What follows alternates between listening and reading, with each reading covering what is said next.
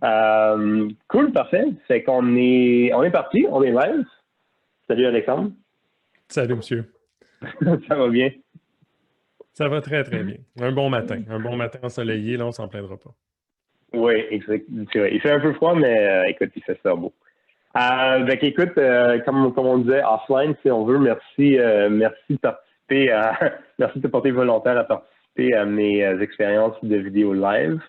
Puis je voulais te parler justement de contenu. C'est Mhm. sûr qu'on est dans une période un peu unique, particulière, stressante pour certains, plus le fun pour d'autres, j'imagine. Mais je voulais te parler un peu de comment on gère son contenu pendant tout ce temps-là. Est-ce qu'on arrête? C'est sûr que moi j'ai certaines idées aussi sur le sujet, mais est-ce qu'on arrête? Est-ce qu'on continue business as usual? Est-ce qu'on adapte son contenu? Comment tu vois ça, toi, de ton côté, ou comment tu vois ça avec tes clients? Ben, nous, on a vu différentes réactions avec différentes clientèles qu'on a. Mhm. Ce qu'on a remarqué le plus, puis la façon dont on l'aborde le plus avec les clients, c'est cette réflexion de dire euh, quel est ton niveau de proximité par rapport à un service essentiel.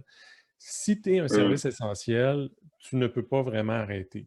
C'est d'être présent dans le Ouais. marché. Et la raison pour laquelle on prône vraiment de faire ça, c'est que euh, comme tu es dans un.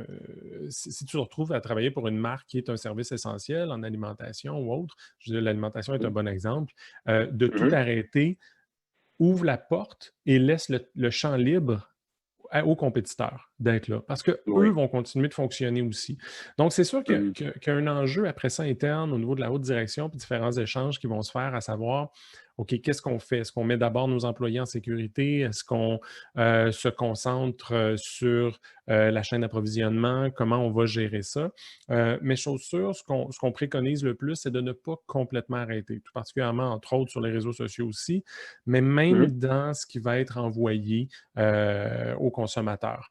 Euh, donc, ça, c'est le côté service essentiel. C'est sûr que le côté B2C du service essentiel, c'est de la façon dont on le voit. Du côté B2B, il peut y avoir un certain ralentissement parce que les relations sont beaucoup plus à du one-on-one, à travers les réseaux de Mhm. distribution, à travers les différentes parties prenantes qu'il peut y avoir. Ça fait en sorte que on peut se retrouver à se permettre un certain ralentissement. Par contre, on préconise beaucoup de garder le contact. Garder le contact, OK. peut-être ajouter un petit peu plus d'émotion, un petit peu plus d'empathie, un peu plus de comment ça va plutôt que nous sommes là pour vous. Je pense que là, on le sait, là, que toutes les entreprises de la planète Terre sont là pour nous. Là. Je pense qu'on a tous eu un courriel, ben, pas juste un. On a eu des courriels d'entreprises à qui on avait donné notre email il y a 3-4 ans. Je pense qu'il y a Tom Fishburne qui a fait une excellente BD sur ça. Ouais. Justement, je pense que c'est la semaine dernière ou il y a 2 semaines. On a tous su que les entreprises sont là pour nous. On n'a pas besoin que vous Mhm. nous le dites. Je pense qu'il n'y a pas d'entreprises qui vont réellement ne pas être là pour nous. Euh, Ouais. cette proximité-là, donc, par rapport aux services essentiels, est importante parce que ça va aussi donner le ton sur quelle est la réception que les gens auront par rapport à votre message. Il y a Mhm. des marques, il y a des produits pour lesquels les gens n'ont pas trop de besoins en ce moment. Puis je vais utiliser l'exemple extrême du voyage. Euh, Ouais. c'est peut-être, des fois, aller à l'extrême, c'est la façon la plus facile d'expliquer quelque chose. Ouais. Ben, c'est pas le temps, évidemment, de communiquer par rapport au voyage. C'est pas le temps de communiquer par Ouais. rapport au tourisme, aux destinations. Donc, là, il faut vraiment mettre les freins. Euh, mais je pense que ce qui est important, c'est de ne pas arrêter. Arrêter, c'est donner l'opportunité à un compétiteur de prendre la place et de prendre du terrain. Et surtout dans l'incertitude, on ne sait pas combien de temps. Si on avait su que ça durait 2-3 semaines, ouais, fine, on Ouais. peut arrêter 2-3 semaines, puis on sait quand est-ce qu'on va repartir. Présentement, on ne sait pas exactement quand est-ce qu'on va repartir. Donc, toute cette question de dire aussi, si on arrête complètement, comment est-ce qu'on va redémarrer et de quelle façon, Mhm. il faut voir. Euh, donc, nous, on a vu aussi un client qui a arrêté, qui a ralenti ses investissements à l'externe. Donc, ils ont internalisé la plupart des initiatives temporairement pendant la crise, mais Mhm. c'était vraiment dû, dans leur cas, à un problème d'approvisionnement. Leur OK. approvisionnement, c'est une entreprise canadienne avec des approvisionnements qui viennent de Chine, ce qui a fait en Ah. sorte que tout a été ralenti. Donc, dans leur cas, il y a un autre enjeu totalement qui est de dire qu'il ne faut pas trop communiquer parce qu'on n'aura peut-être pas le produit. Mhm. pour pouvoir livrer la promesse qu'on fait. Donc, ça varie vraiment d'une entreprise à l'autre. Je comprends. Puis, tu sais, si on reste un peu dans ton exemple extrême, parce que j'aime cette idée-là, là, de est-ce que quand même est-ce que c'est vraiment d'arrêter complètement ou c'est de voir est-ce qu'il y a, tu sais, si je suis une agence de voyage tu sais, une compagnie aérienne, est-ce qu'il y a vraiment le but de devoir est-ce qu'il faudrait vraiment que j'arrête complètement ou c'est de voir est-ce qu'il y a quelque chose que je peux quand même communiquer avec mes clients? Je te pose la question parce que j'ai vu récemment une entrevue avec quelqu'un qui, lui, bah, c'est plus un lead generation expert, etc. Puis il disait, Mhm. ah, ben, tu sais, si tu es dans l'aérien ou si tu fais des croisières, etc., ben, tu peux commencer à pousser des rabais pour, tu achètes maintenant pour un voyage dans 12 mois, par exemple, etc. Mais une partie de moi qui était comme moi, c'est un peu weird comme approche, mais de l'autre, est-ce que c'est plus une réaction personnelle que je suis comme, ben, pourquoi tu fais ça? Mais qu'en réalité, le monde sont prêts à repartir, ils veulent repartir à la normale. Puis de l'idée de s'acheter un billet pour dans un an, ça les aide un peu. Je sais pas comment tu vois ça. Ben, dans ce cas-ci, je dirais, je pense qu'on vit en ce moment dans une très grande incertitude sur Mm, comment va se dérouler le déconfinement de façon et à l'échelle mondiale.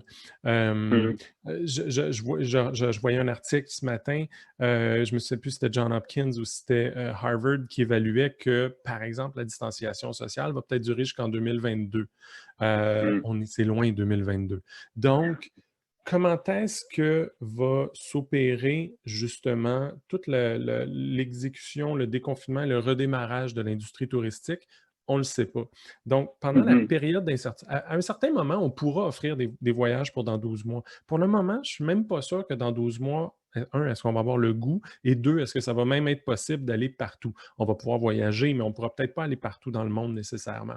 Euh, mm, mais dans ce cas-ci, je pense qu'il y a une opportunité de communiquer, même dans l'industrie touristique, non pas sur un call to action, un direct response ou une offre directement, mais de rester présent et de rester pertinent.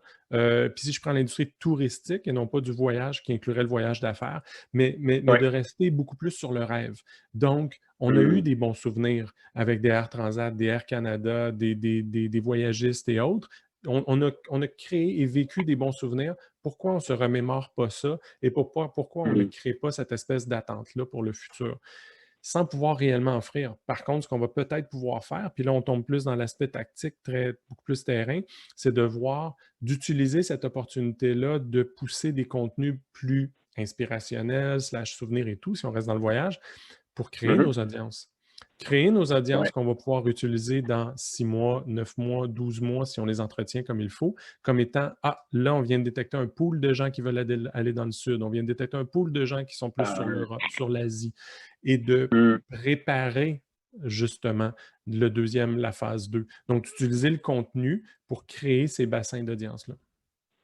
C'est intéressant parce que effectivement, c'est une autre industrie qui est très affectée, c'est tout ce qui est entertainment, c'est les concerts, etc. et tout Oui, ça. Puis je tellement. vois qu'il y a beaucoup de comptes sociaux, là, fait des artistes qui sont sur les réseaux sociaux ou des photographes dans cette industrie-là qui, en fait, prennent l'opportunité de poster des vieux concerts, des vieilles photos, vraiment rentrer comme tu disais, tout ce qui est comme inspirationnel ou c'est plus émotionnel, si on veut. Tu te rappelles, il y a 5 ans, on a fait ces concerts-là. Merci à tout le monde de Mexico City, whatever, qui était venu cette journée-là, etc. Fait que ça donne le goût de les pouvoir jouer en concert. Mais en Mhm. même temps, en même temps, tu offres la musique elle-même sur tes réseaux sociaux. Mais de trois, ça fait que éventuellement, je vais pouvoir venir te revoir jouer. Oui, exactement. C'est qu'on ne perd pas le lien. L'important, Ouais. c'est de ne pas perdre le lien. Puis on est encore là-dedans juste pour quelques semaines. Je ne pense pas qu'on soit là-dedans pour des années nécessairement. On va pouvoir Mhm. recommencer à vendre comme on le faisait. On va pouvoir recommencer à pitcher comme on le faisait. Là, il y a juste une petite pause d'encore quelques semaines où il faut juste être prudent. Mais il faut créer et maintenir cette connexion-là. L'opportunité de Ouais. connexion est encore là. On est encore capable d'aller faire de l'acquisition d'audience. Euh, Mhm. mais on pas nécessairement de vendre immédiatement. Mais les gens n'ont pas moins besoin à long terme de ce qu'ils aimaient avant. Je comprends. Puis, dernière petite question avant de te laisser. Dans le monde peut-être du freelance, etc., où on n'a pas beaucoup d'overhead, etc., on prend beaucoup la rapidité, changer un peu son approche de production de contenu, tester des nouvelles choses que moi, personnellement, j'ai adapté comme philosophie. Est-ce que pour une grande marque, c'est plausible, c'est réaliste d'aller plus dans la rapidité versus, bon, on revoit qu'est-ce qu'on peut faire, comment on planifie les prochaines semaines, les prochains mois, etc. C'est comment tu vois rapidité versus stratégie, si on veut? Bien, je pense que la rapidité est essentielle. Il faut juste distinguer peut-être rapidité et actualité. Je pense que les grandes marques et autres n'ont pas nécessairement un besoin en ce moment de venir en remettre sur ce qu'on entend sur les chaînes 24 heures de nouvelles ou dans les médias. Je pense qu'il y a des opportunités de communiquer. Je pense que ces opportunités-là se doivent d'être empathiques par rapport à la réalité que les gens vivent, mais je ne pense pas qu'il y a une nécessité de s'attacher à ce qui se passe au day-to-day, dans le news cycle ou des choses comme ça. Par contre, on peut se donner l'opportunité d'essayer des choses.